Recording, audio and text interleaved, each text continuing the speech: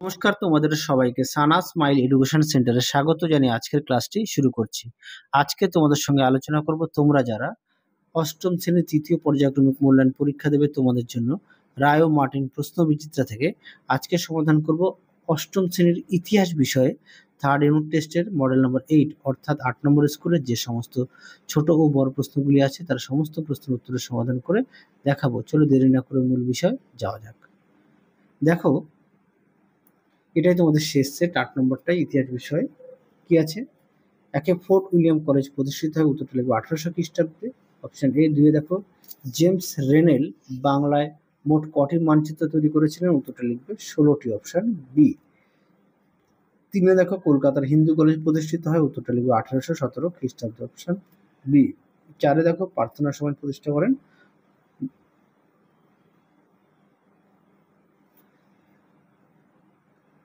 Dayananda Saraswati. Option C. পাঁচে দেখো প্রশ্ন উত্তরটা হবে স্যার সৈয়দ আহমদ খান। পরবর্তী দেখো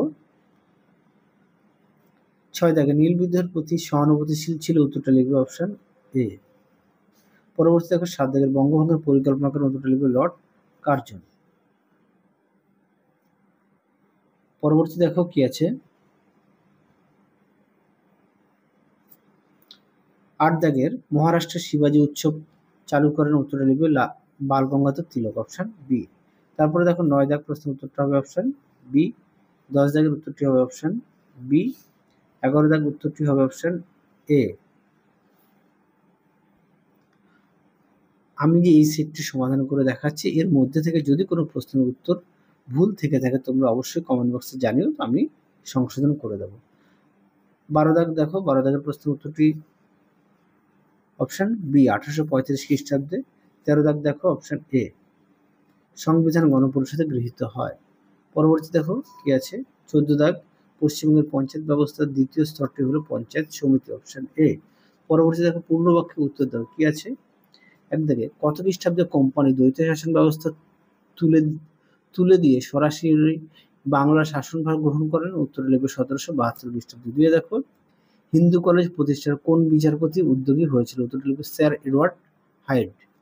তিনে দেখো সংস্কৃত কলেজ কে প্রতিষ্ঠা করেন, উত্তরটা লিখবে লর্ড আমহার্স্ট 1824 সালে। পরবর্তী দেখো 4 দাগ মাদ্রাজ প্রেসিডেন্সিতে কার নেতৃত্বে বিধবা বিবাহ আন্দোলন শুরু হয়, উত্তরটা লিখবে বীরসিলিঙ্গম পান্নু। 5 দেখো সিপাহীরা কোন মোগল সম্রাটকে হিন্দুস্তানের সম্রাট হিসেবে ঘোষণা করে, উত্তরটা লিখবে দ্বিতীয় বাহাদুর শাহ। তারপরে দেখো 7 দাগের ভারতে কবে থেকে রানী ভিক্টোরিয়ার শাসন শুরু হয়, উত্তরটা লিখবে 1858 সাল থেকে। 7 দেখো কাদের কাছে ব্রিটিশ শাসক ছিল বিধির বিধান, উত্তরটা লিখবে ভারতীয় মধ্যবিত্তের কাছে। তারপরে দেখো 8 দাগ অনুশীলন সমিতি কে গঠন করেন, উত্তরটা লিখবে সতীশচন্দ্র বসু। তারপরে দেখো 9 দাগে গান্ধীজি লবণ আইন ভঙ্গ কোথায় করেছিল, উত্তরটা লিখবে গুজরাটের ডান্ডি সমুদ্র সৈকতে। তারপরে দেখো 10 দাগ কংগ্রেসের কোন অধিবেশনে গান্ধীর সঙ্গে সুভাষের সংঘাত শুরু হয়। দেখো প্রশ্নের উত্তরটি দেখো 10 দাগ 1931 সালে ত্রিপুরার অধিবেশনে। পরবর্তী দেখো কি আছে, আচ্ছা 11 দাগে কি আছে ভারতীয় মুসলমানরা তুরস্কের সুলতানকে কিভাবে দেখতেন, উত্তরটা লিখবে দেখো লিখে দেওয়া আছে মুসলিম বিশ্বের খলিফা হিসেবে দেখতেন, মুসলিম বিশ্বের খলিফা হিসেবে দেখতেন। পরবর্তী দেখো 12 দাগের প্রশ্নটা দেখো উত্তরটা হবে কোন সংস্কার বিধিতে হিন্দু ও মুসলমানের সমানুপাতিক প্রতিনিধিত্বের বিষয়টিকে আগ্রহ করা হয়, উত্তরটা লিখবে 1909 খ্রিস্টাব্দে পার্লামেন্ট সংস্কার আইনে। তারপরে দেখো 13 দাগের প্রশ্নের উত্তরটা হবে প্রস্তাবনাকে। 14 দাগের প্রশ্নের উত্তরটা হবে 5 বছর। পরবর্তী দেখো 3 দাগ, 3 দাগে দেখো কি আছে লর্ড কর্নওয়ালিস কোন উদ্দেশ্যে সিভিল সার্ভিস ব্যবস্থা চালু করেন, উত্তরটা দেখো প্রশ্নের। তোমরা উত্তরটি এখান থেকে অবধি লিখবে। পরবর্তী দেখো কি আছে লর্ড মেকলে শিক্ষা সংক্রান্ত প্রতিবেদনটি লেখো। প্রশ্ন উত্তরটাও আগে সেটা দেখানো আছে, দেখো উত্তর এখান থেকে অবধি লিখবে। পরবর্তী দেখো কি আছে 2 দাগ সতীদাহ প্রথা কবে বন্ধ হয় এবং হিন্দু বিধবা পুনর্বিবাহ আইন কবে জারি হয়। দেখো এই প্রশ্নের উত্তরটি আমি নিচে লিখে দিয়েছি, 2 সতীদাহ প্রথা 1829 সালে 4 ডিসেম্বর, আর বিধবা বিবাহ হচ্ছে 1856 সালে 26 জুলাই। দুটি সালে লিখে দিয়েছি, দেখো। পরবর্তী দেখো কি আছে, অথবা দিয়ে কোন ঘটনাকে কেন্দ্র করে 1857 খ্রিস্টাব্দে বিদ্রোহ সংগঠিত হয়? উত্তরটি দেখো। দেখো উত্তর,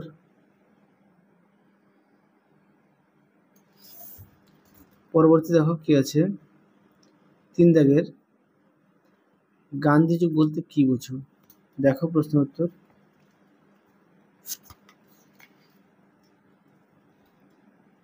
দেখো গান্ধী যুগ বলতে কি বোঝো, এখান থেকে এই অবধি উত্তরটা লিখবে।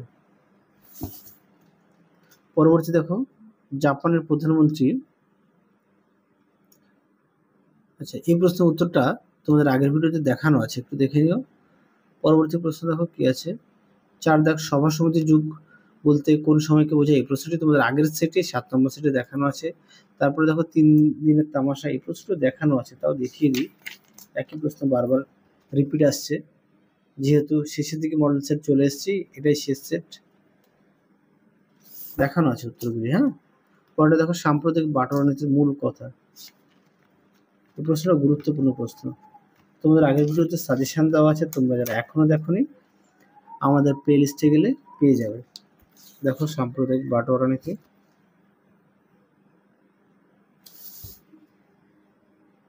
দেখো তার উত্তর। এই পর্যন্ত লিখবে। পরবর্তী দেখো, আলাদা রাষ্ট্রের দাবিকে কোন দুটি পার্টি গুরুত্ব দেয়নি? উত্তরটি কৃষক প্রজা পার্টি ও ইউনিয়নিস্ট পার্টি। আচ্ছা, সাম্প্রদায়িক বাটোয়ারা নীতিটা আমি তোমাদের একেবারে বিস্তারিত দেখিয়ে দিলাম, কেননা এই প্রশ্নের উত্তরটি অনেক সময় তোমাদের কি 3 নাম্বারে থাকে, ঠিক আছে, সেই কারণে আমি একেবারে দেখিয়ে দিলাম, শুধু মূল কথাটা বাদেও দেখিয়ে দিলাম, তোমরা একটু দেখে নিও। তারপরে দেখো 6 ভারতের সংবিধানের প্রস্তাবনা ভারতকে কিভাবে বর্ণনা করা হয়েছে? দেখো প্রশ্ন উত্তর।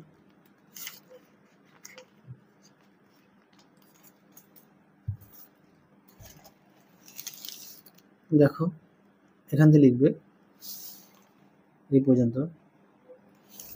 পরবর্তী দেখো, অথবা দিয়ে প্রশ্নটি, এটা তোমাদের পাঠ্য বইতে আছে, পেজ নাম্বারটা দেখো 153 পেজে, সেই কারণে দেখালাম না। পরবর্তী দেখো কি আছে, 4 দাগ 4-এ 1 দাগের প্রশ্নটা দেখো, প্রশ্ন মান হচ্ছে 3। হ্যাঁ, আমি প্রশ্নটা মুখে বলছি না, দেখো প্রশ্ন উত্তর।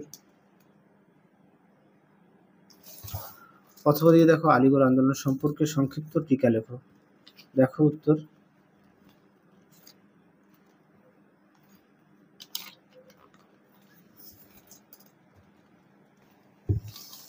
দেখো আলিগড় আন্দোলন সম্পর্কে লিখবে, আলিগড় আন্দোলনের মূল উদ্দেশ্য কি ছিল সেই পয়েন্টটা দেবে। তারপরে দেবে আলিগড় আন্দোলনের গুরুত্বটা একটু দেবে,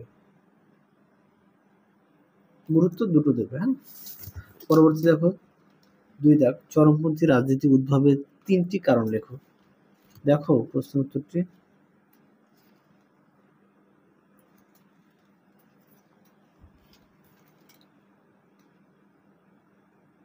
এই প্রশ্নটি আগের সেটে দেখানো আছে, মানে আগের সেটে বলতে সম্ভবত 5 কি 6 নম্বর স্কুলে।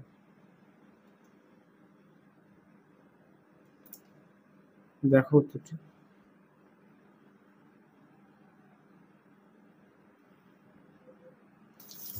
পরবর্তী দেখো কি আছে, বয়কট আন্দোলনের মূল বক্তব্য কি? দেখো উত্তর।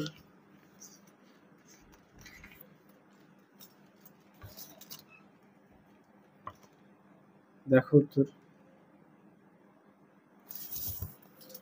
পরবর্তী দেখো 3 দাগে, গান্ধীজি অহিংসা সত্যাগ্রহ আদর্শ বলতে কি বোঝে? দেখো উত্তর।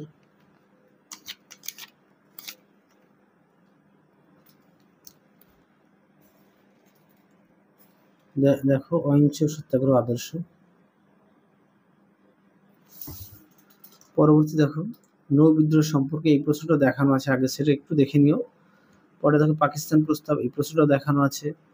সাম্প্রদায়িক তৈরিতে দ্বিজাতি তত্ত্বের ভূমিকা কতখানি, এই প্রশ্নের উত্তরটাও দেখানো আছে। ধর্মনিরপেক্ষ, এই প্রশ্নের উত্তরটাও দেখানো আছে।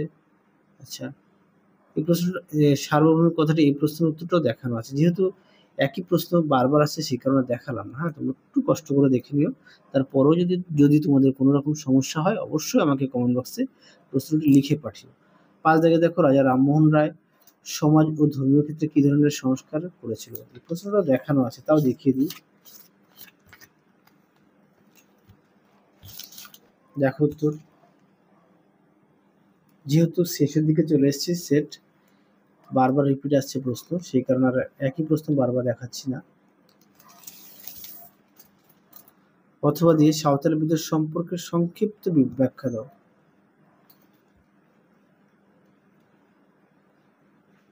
এই প্রশ্নের উত্তরটাও দেখানো আছে, একটু দেখে নিও। ২ জায়গায় দেখো অহিংস অসহযোগ আন্দোলনের বৈশিষ্ট্য উল্লেখ কর। এই প্রশ্নের উত্তরটা দেখায়।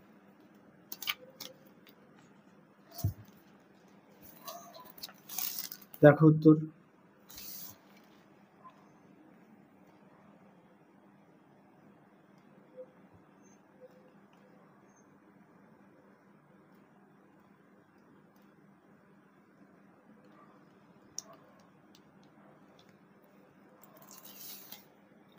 এই পর্যন্ত লিখবে।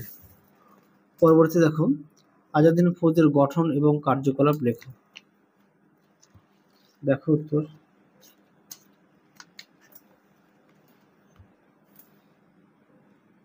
দেখো উত্তরটি। খুব গুরুত্বপূর্ণ একটা প্রশ্ন, প্রশ্নটা খুব আসে পরীক্ষায়। তোমরা অবশ্যই ভালো করে পড়ে নিয়ে লিখবে। সাজেশনও প্রশ্নটি দেওয়া আছে। তোমাদের আগের ভিডিওতে অষ্টম শ্রেণীর বাকি বিষয়গুলো মডেল সেট সমাধান করে দেওয়া আছে। তোমরা যারা এখনো দেখোনি আমাদের প্লে লিস্টে গেলে সমস্ত সেটগুলো একত্রিতভাবে পেয়ে যাবে। দেখো উত্তর। পরবর্তী দেখো ৩ দাগ। ৩ দাগের প্রশ্নটা দেখো, আমি উত্তরটা দেখিয়ে দিই।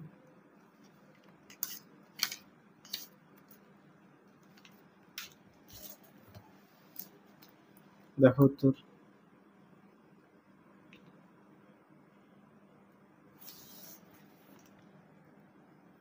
দেখো উত্তর।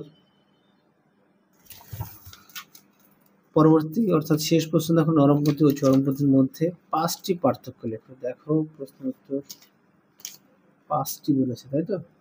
তোমরা একটুখানি কষ্ট করে পার্থক্যটা নিজের একটু তৈরি করে নিও, আমি সম্পর্কে দেখিয়ে দিচ্ছি। হ্যাঁ, তোমরা নিজের একটু তৈরি করে নিও। তোমাদের যদি কোনো রকম সমস্যা হয় তাও আমাকে লিখে পাঠিও, আমি তোমাদের লিখে দিয়ে দেব পার্থক্য।